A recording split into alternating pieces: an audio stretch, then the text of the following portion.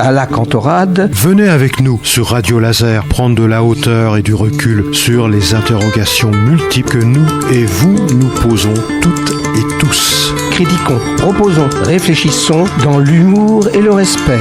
Explorez pendant un mois, chaque semaine, un sujet pertinent avec toujours un invité expert.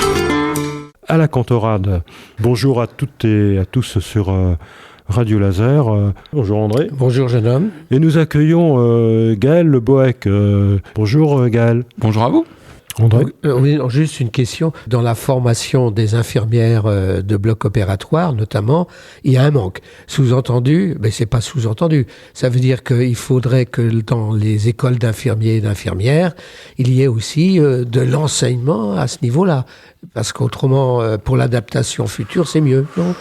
Oui, alors ça dépend ce qu'on appelle par type de formation. C'est-à-dire qu'aujourd'hui, il y a des infirmières qui se débrouillent très très bien sur les tablettes parce qu'on est habitué aujourd'hui à travailler avec des tablettes. Donc nous, on veut un outil qui soit aussi conventionnel et aussi facile à utiliser que les outils qui sont utilisés au quotidien à la maison. Par exemple, on est très habitué. J'ai vu une infirmière qui me dit c'est comme sur moi quand je regarde mon journal sur ma tablette le matin. Bah oui, c'est la même chose.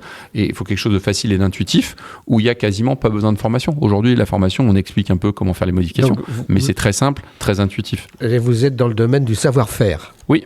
Donc, derrière le mot savoir-faire, il y a deux expressions. Il y a savoir, donc c'est ça, cela que je pensais tout à l'heure dans la formation, et il y a faire.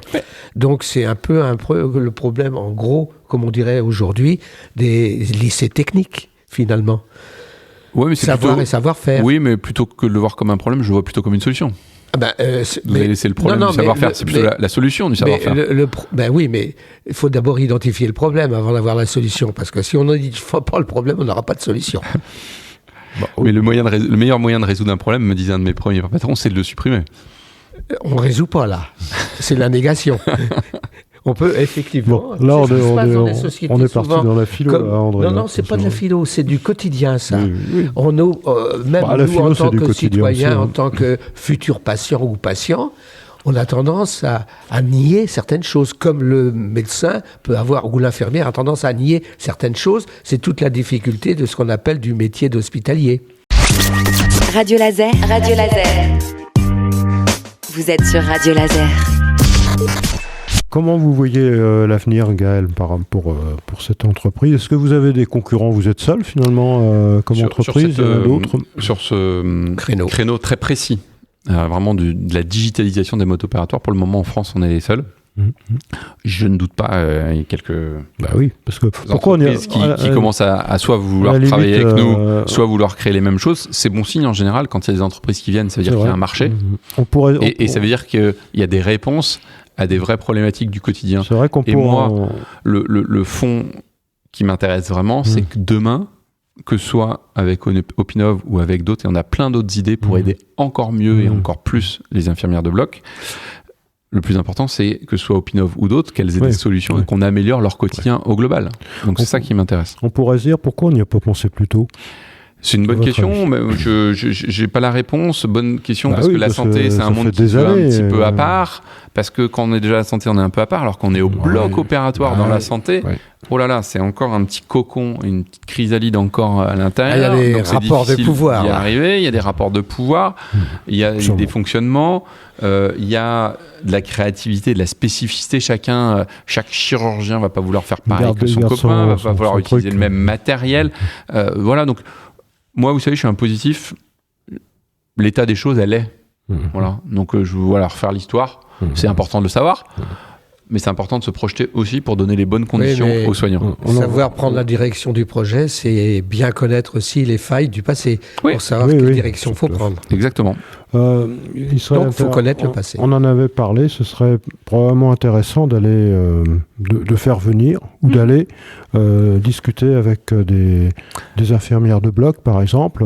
Avec plaisir, si je peux vous mettre en lien à un moment donné avec des infirmières utilisatrices, ce serait avec grand plaisir. Oui, peut-être aller à la clinique de la sagesse avec notre enregistreur, avec vous, Gaël. Pourquoi pas. Et donc on pourra prévoir ça dans un reportage actif. Dans les mois à venir, avec grand plaisir. plaisir. C'est intéressant. Nous, si on souhaite que toute l'équipe aille régulièrement dans les établissements de santé, y compris les développeurs, c'est qu'on veut absolument comprendre l'utilisation, les améliorations du quotidien. Et c'est probablement ce qui manque. Et quand on parlait de l'histoire, de connaître l'histoire, on est dans un système à la fois administratif et encore plus hospitalier, qui fait les choses très bien avec engagement et qui manque souvent, un problème assez franco-français, de l'évaluation. Est-ce que ça sert à quelque chose ? Est-ce que ça vous a permis de progresser dans votre quotidien ? Est-ce que ça vous soulage votre charge mentale ? Voilà, on fait les choses et après on sait même plus pourquoi on les fait, parce qu'on est repassé à un autre projet.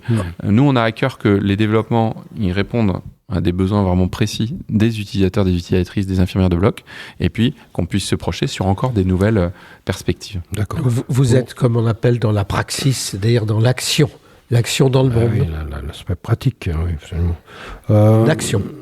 Oui, l'action, c'est du pratique aussi. Enfin, bon, oui. Bon, on peut en parler encore là-dessus. Bon, enfin, autre aspect, pour finir cette chronique, qui va être unique et qui sera reprise par un... vous pouvez revenir quand vous voulez, bien sûr, Gaël. Merci de l'invitation. Bien sûr. Mais, on va demander au chef. Oui. On pourra penser au restaurant, par exemple. Oui, on ne sait pas de quel chef il s'agit. Oui, on ne sait pas de quel chef. Et on retient en tout cas cette idée de se rendre à la clinique de la sagesse avec vous, pour dialoguer avec des infirmières de bloc ou des collaborateurs de votre entreprise. Pour finir aussi, vous avez eu une mandature de 5 ans. C'est toute une expérience sûrement riche et vous en avez tiré quelque chose par rapport à ce que maintenant vous faites. On dit rebondir. Finalement, vous n'avez pas rebondi parce que vous étiez déjà le pied à l'étrier dans ce domaine. Ça vous a apporté quoi finalement, indépendamment du fait que vous avez apporté dans le cadre de votre mandature aux citoyens, mais pour vous, ça vous a apporté quoi ? Non, mais moi, ça m'a apporté 5 ans d'engagement hyper riche, de comprendre qu'on a une belle démocratie avec des beaux outils démocratiques sur lesquels, s'il y a un message à passer, c'est hyper important et intéressant qu'on est dedans, et c'est hyper important, et je confirme, et c'était l'esprit dans lequel je m'étais positionné, de partir plutôt sur un mandat, ce que j'ai fait, et je pense que notre monde démocratique aujourd'hui, s'il y a une ou quelques améliorations qu'il faudrait faire, c'est justement celle d'avoir des allers-retours, que le monde politique ne vive pas que par et sur lui-même. Vous pensez qu'on n'a pas assez d'allers-retours ? Moi, je pense qu'on n'a vraiment pas assez d'allers-retours, parce qu'on a un monde politique qui est quasi exclusivement à vie, en particulier à l'échelle nationale, qu'on a des équipes autour de ces politiques-là qui, même chose, ont fait Sciences Po ou l'ENA et qui vivent de la politique sur l'ensemble de leur vie. Donc on a un microcosme à part, et puis on a des citoyens à part. Et moi, j'ai coutume de dire, c'est que la responsabilité, elle est conjointe. C'est-à-dire que vous avez des politiques qui comprennent plus les personnes de terrain, entre guillemets, sans être péjoratif, et vous avez des citoyens de terrain qui se disent « Oh, les politiques, c'est un autre monde ». Et je crois que tant que tout le monde ne fera pas la moitié du chemin, de dialogue, que le politique aille de temps en temps faire un pas de côté en disant « Je vais faire 5, 10 ans, 15 ans en dehors total du champ politique ». Et que le citoyen puisse se dire, quand on est, et c'est le message que je veux passer, quand on est aux manettes politiques, on a des choses extraordinaires à faire, c'est chouette à faire. Tiens, si je m'engageais. Aujourd'hui, on a en France 800 000 élus, au sens large. Locaux, départements, tout élus. Tout confondu. Vous imaginez le nombre d'opportunités, c'est-à-dire qu'à chaque table, normalement, de 20 personnes, j'avais calculé un jour, on doit avoir quelqu'un qui est élu, qui a été élu dans sa vie. Ce qui n'est pas du tout le cas. On est plutôt à 1 sur 50 ou 1 sur 100. Ouais. Et du coup, ce lien-là, il est distendu. Et donc ce lien-là, on peut le retendre si les politiques font un pas de côté en se disant c'est important qu'on de temps en temps on arrête la politique, et si les citoyens s'engagent en disant je peux m'engager dans un conseil municipal, je peux m'engager dans un conseil départemental. Justement, alors votre mandature vous a servi maintenant pour Opinov, par exemple? Non, j'ai vraiment souhaité... indépendant. J'ai justement pas été à la commission des affaires sociales qui s'occupe en particulier de la santé pour mon mandat. Quand je parle de servir, je parle de servir au niveau mental. Oui, c'est ça. Oui, ça m'aide peut-être à mieux comprendre certains schémas décisionnels ou autres. Franchement, probablement que Opinov aurait été créé aussi, peut-être plus tôt, Si j'avais eu le temps plus tôt et si on avait pu déclencher plus tôt, servir au sens compréhension des enjeux et compréhension des organisations, oui. Malheureusement même, et quand on parlait du lien avec le citoyen, c'est pas forcément une étiquette positive d'avoir ou d'être politique. Malheureusement, je trouve que c'est un noble engagement et que malheureusement, ce fil qui est un peu détendu fait que les uns et les autres n'ont pas forcément confiance les uns dans les autres et que c'est bien dommage. Et si on peut à son échelle, la confiance est importante. Essayer de recréer cette confiance-là, c'est important. André ? Oui, non, juste derrière vos propos là, vous soulevez deux questions centrales. D'abord, qu'est-ce qu'un citoyen ? Et qu'est-ce qui fait qu'on se sente citoyen ? Bon, donc il y a un problème fondamental.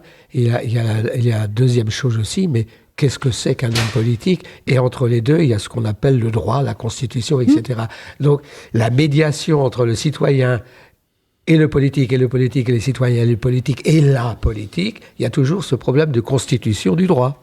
Oui, et je peux vous dire... Donc cette constitution vous convient-elle ? C'est un peu le retour. Tout est améliorable. Moi, je crois que la perfection, elle n'est pas de ce monde. Je crois qu'on peut toujours améliorer. Mais on a la chance d'avoir des outils démocratiques en France. Quand j'entends parfois des gens critiquer notre belle démocratie et dire on serait en dictature, je les invite à aller dans d'autres pays. Ça dépend. Vous voyez ce que je veux dire ? Ce qu'on met dans le mot dictature. Donc, si c'est dicté, c'est un peu ça. Voilà. André, qu'est-ce que l'on appelle démocratie pour toi ? Justement, c'est ça la difficulté. C'est pas compliqué à définir une démocratie. Oui. C'est le commandement du peuple pour le peuple par le peuple. C'est ce que j'attendais que tu nous dises. Mais alors, le problème est, qu'est-ce qu'un peuple ? Voilà la question. Écoute, alors là, on va faire une autre chronique prochainement là-dessus. Ces crises globales, que ce soit dans l'hôpital d'ailleurs, où on voit bien la dimension technique, nos sociétés sont technicisées. Mais il le faut, compte tenu de nos moyens d'action, de nos moyens de connaissance. Le savoir-faire est central. Mais la technique n'est qu'un outil. Oui, et sauf dans notre que la cas, technique, de temps en temps, vient s'imposer comme décisionnaire. Mais ça, c'est dommage. C'est-à-dire comment on le regarde. On peut le regarder aussi, la technique, comme un moyen de partager. Et nous, c'est ce qu'on veut créer, pour en revenir à ce que ça m'a créé. Ça m'a donné encore plus envie de ce mandat de m'investir dans la transformation. Et c'est aussi, quelque part, faire de la politique, de monter une entreprise qui va donner un commun aux établissements de santé. Et on veut que la technique, cet aspect technicisé, elle aide le quotidien, elle aide à la transformation des hôpitaux, elle améliore le quotidien des infirmières de bloc. Et pour nous, cette technique, juste pour finir, c'est vraiment... un partage, elle doit aider cette technique à un partage de connaissances. On parlait de savoir-faire tout à l'heure. Notre outil, c'est comment, à l'échelle d'une équipe qui est souvent, bien trop souvent, l'hôpital cloisonné, entre la pharmacie, les aides-soignantes, les préparateurs, la stérilisation, le bloc opératoire, les chirurgiens, voilà, tous ces gens-là, et ben la technique là, cet outil qu'on leur propose permet d'échanger un savoir-faire, de créer une base de connaissances partagée, partageable. Et c'est toute la beauté de la technique, moi je trouve, quand elle est au service de l'humain. Ce qui est important aussi, c'est que la technique, que l'homme ne se fasse pas dominer par la technique. Je pense à